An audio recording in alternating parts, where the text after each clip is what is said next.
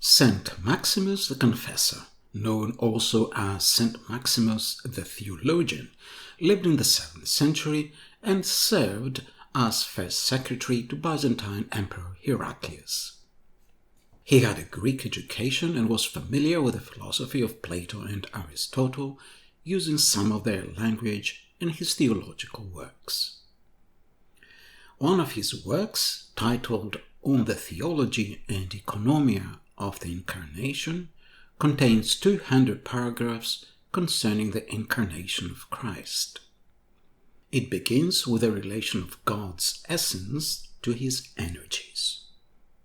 I could not find any guidance as to whether an English translation already exists.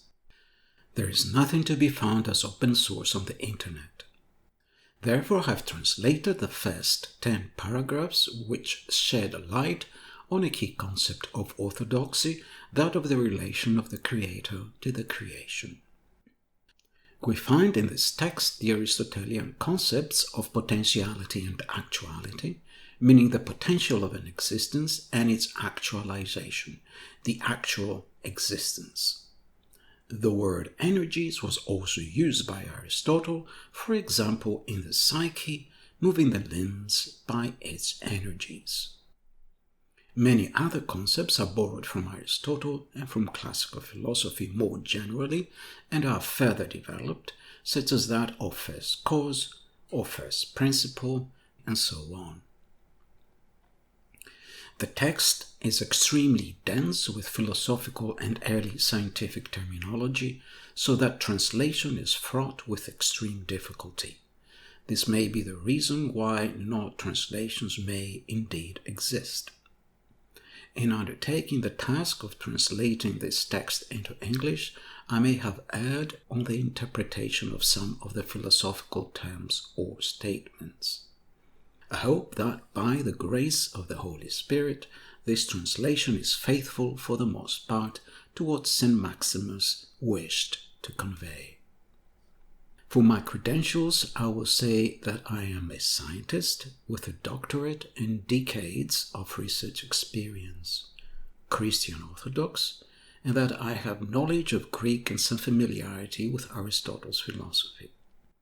My family had been directing 2 old schools in Greece, one of which had been proposed in 1820 to become the first university of modern Greece. My great-great-grandfather is recorded as a foremost scholar on Aristotle and his time.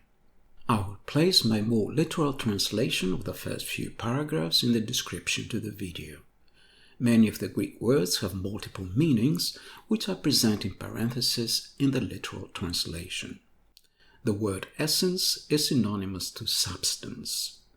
The use of the word energy can be confusing, because Isaac Newton used the Greek word to mean a physical quantity, but the original meaning in Greek is that of action.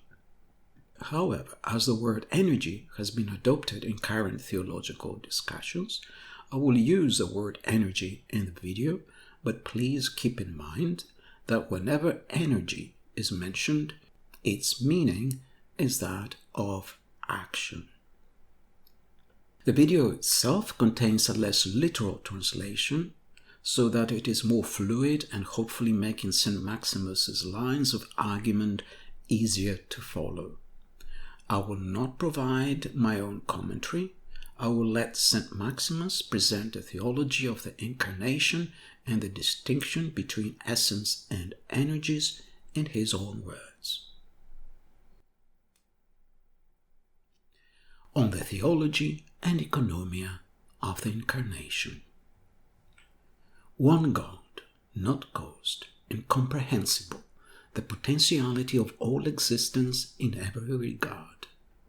It is an altogether indefensible proposition to speak of whence and how he is, because he is fully unapproachable and unknown in physical appearance to any being. Because of his very self, it is not possible to know God, not the beginning, neither the middle, nor the end, not the first principle, neither the medium, nor the actualization, nor any combination of physical attributes. Because he is indeterminate and immovable and infinite, as he is infinitely beyond all other substance and potentiality and energy, action. Every essence that defines its own boundaries is said to be the first principle of its own potentiality. Moreover, the physical motion of an energy is forethought by its essence. By preceding the action, the essence is moreover a medium for the energy, naturally connecting the two. Every energy, naturally described about itself according to Logos, is the actualization of the motion of the essence that had foreshadowed it. God is not an essence in the ordinary sense of substance. Moreover, he is his own first principle.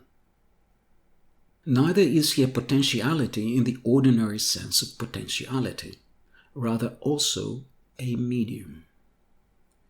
Nor is he energy in the ordinary sense of energy, but also the actualization of the potential motion as forethought by the essence. He is a being that is the cause of essence and is super-essential, the almighty foundation of potentialities, the cause without end of every energy, and to put it briefly, the maker of the first principle, medium, and actualization of every substance and potentiality and energy. The beginning, middle, and end are characteristics of temporal divisions. One may truly also say that they apply to everything that can be observed in all eternity. For if one may measure some motion, he can describe its duration as a number. Even eternity, by being of the category of existences, has dimension, being the beginning of all that exists. Moreover, time and eternity are not without beginning, let alone all else that is contained in them. God alone is one and only, always, above all, the principal essence of all that is, and containing in him everything, being superior even to existence itself. He causes the manifestation of every existence, whatsoever may be said to be at all, anywhere among those said to be in all that is. However, nothing whatsoever that may be considered in all eternity is alike to him, as it differs in essence. Neither eternity, nor time, nor anything that occurs in them, because it is never so that what exists is its own cause. No one denies that there is a beginning, middle, and end in everything that belongs to the category of relation. God, however, is infinite times infinitely above every relationship and has no beginning, middle, or end. The totality is greater than what is considered to belong to the category according to relationships or potentialities. All beings are said to be subject to cognition. What is known of them has self-evident principles. But of all that can be subjected to cognition, being in itself is alone the subject of belief. For that reason, none among what can be known is comparable to it in any respect. What is known about all existing things is naturally a function of their own logi, by which they may be proven, being described through them. As for God, he may only be believed because of the logi of all that exists. Rather than seek a proof for God, it is more reasonable to believers that he is considered the source of our confession and faith. Faith is indeed a true knowledge with regard to that which is impossible to have a first principle itself, that hypostasis which is above and beyond cognition and reason. First principle and medium and actualization of all beings is God, who acts but is not subjected to action as all else that we may be able to name. As the Creator, he is the first principle, and the medium, and the actualization, as we have described. It is said that everything is from him, and through him, and in him.